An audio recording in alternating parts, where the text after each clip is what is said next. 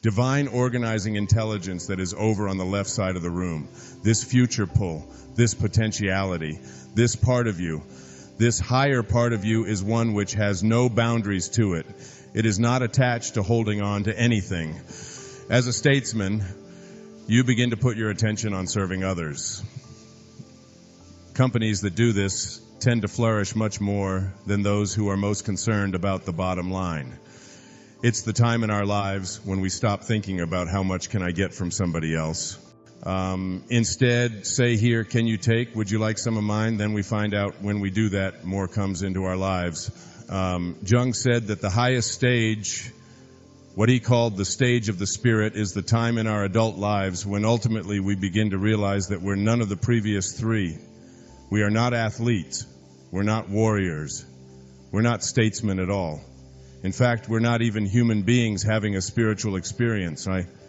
Indeed, it's the other way around. We are spiritual beings having a human experience.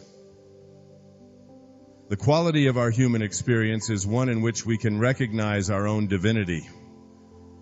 We know that this is not our home.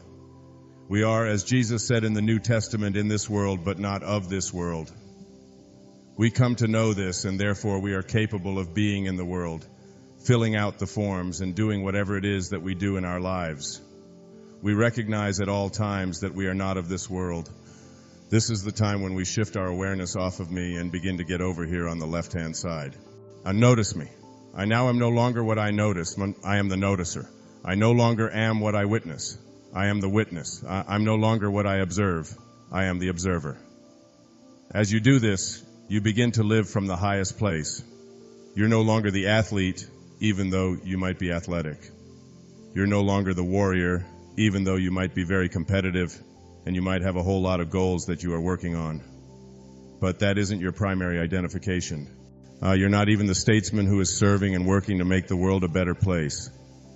You are that which is eternal, that which is always there, never ages, never dies, has no boundaries, and is your highest and most sacred self. It isn't just a matter of listening to this tape and saying, yeah, okay, I got that. It's a matter of living from that perspective. Detach yourself from all that's on the right-hand side of the room. Get over here on the left and look over there. Say, how can I participate in manifesting what I desire and still maintain the sacredness of my life? When you learn to trust in yourself, what you're really doing is trusting in the very wisdom that created you. This key word here is trust. The use of the word trust could be used synonymously with faith. This faith to move mountains, this faith to be able to create things for yourself without having that little smidgen of doubt in there. Remember, as it says in Proverbs in the Old Testament, as you think, so shall you be. Your thoughts, of course, create your reality. The application of this is that if you're doubting, if you're thinking about even the littlest amount of doubt, then that will be what you will work on. You will act upon that inner world of doubt, and you will manifest the result of doubt. If you doubt something, then obviously, as Shakespeare said, our doubts are our traitors. William Blake had a wonderful line. He said, if the sun and moon should ever doubt, they would immediately go out. So it's almost like you have to have the faith of the sun and the moon that you are a divine being that has this divine intelligence within it. As I talk about trust, it's appropriate to look at the characteristics of this thing that has many names. The God force, the spirit, the invisible intelligence, the soul, the consciousness, the awareness. Whatever name or label that we place on it, it has certain characteristics. This is a very tough area for us to master because our egos, the part of us that is rooted in the physical domain, really strongly believe in our separateness from each other and from God. Because we are so attached to our separateness, it is very hard for us to now begin to trust in a unity kind of consciousness. A consciousness which says that I am much more than that which I observe. I am much more than my troubles. I am much more than that which I notice as the noticer.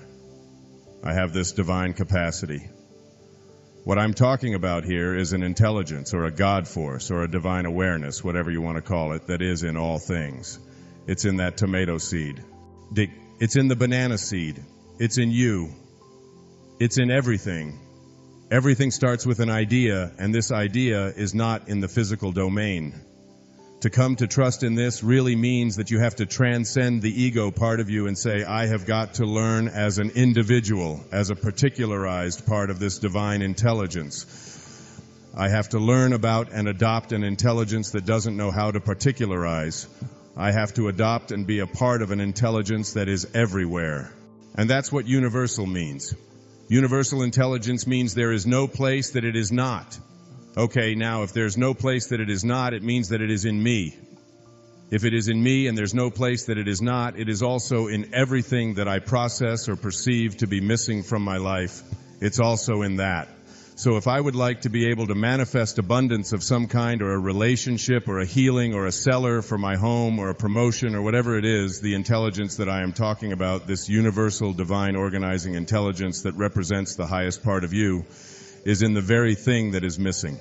Okay, so here's a key line to learn about learning to trust. When you learn to manifest, you are doing nothing more than manifesting another aspect of yourself.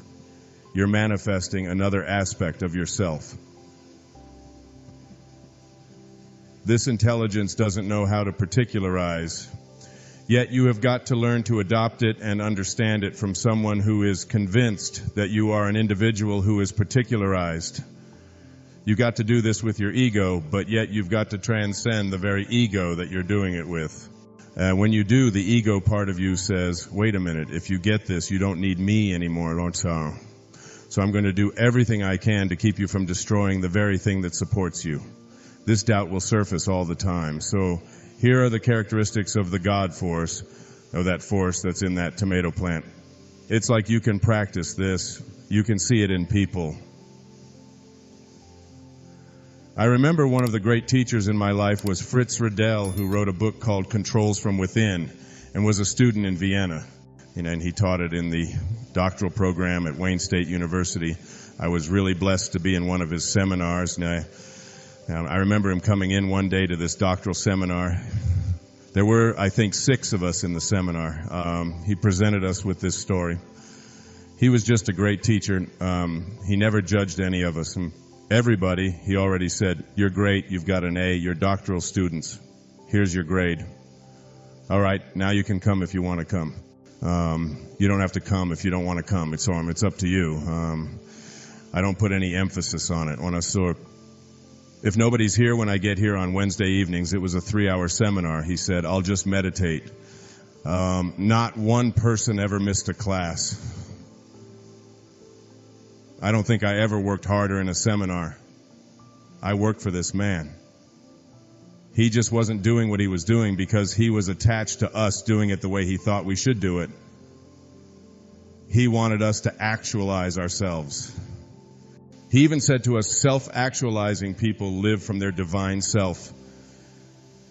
They know the divine. He said, imagine a person who's living at the highest level who comes and shows up at a dinner party. At this dinner party, everyone is dressed in formal attire. Everybody has a suit on, not just a suit, but a black tie. He said, this person shows up and he's wearing a pair of jeans and a baseball cap and a pair of sneakers and a t-shirt. He shows up at this gathering where everyone is dressed in formal attire. He said, the question is, what would he do? He walked out of the room. So he said, I'll be back in 15 minutes. Now, each one of us sat there, and we wanted to prove how cool we were. You know, as a young doctoral student, I was 27 years old. I had read this, and I had read Maslow and heard of Maslow doing these kinds of things. When I even had an opportunity to meet Dr. Maslow and to study with him, which was a great honor.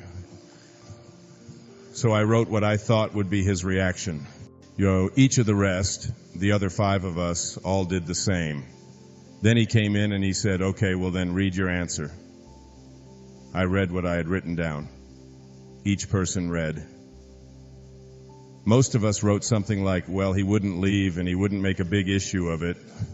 He wouldn't pay attention to that, and he's not into appearances. So he wouldn't be concerned with whether the people liked it or not. He would be independent of the good opinion of other people.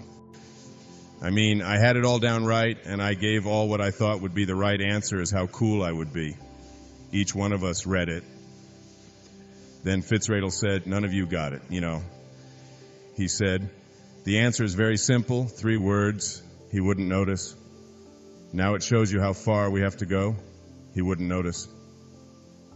These are people, and this is a level of trust that I'm trying to get you to understand, which is one in which the unfolding of God is what is seen by this person in each one of us and in everything that he sees in the universe.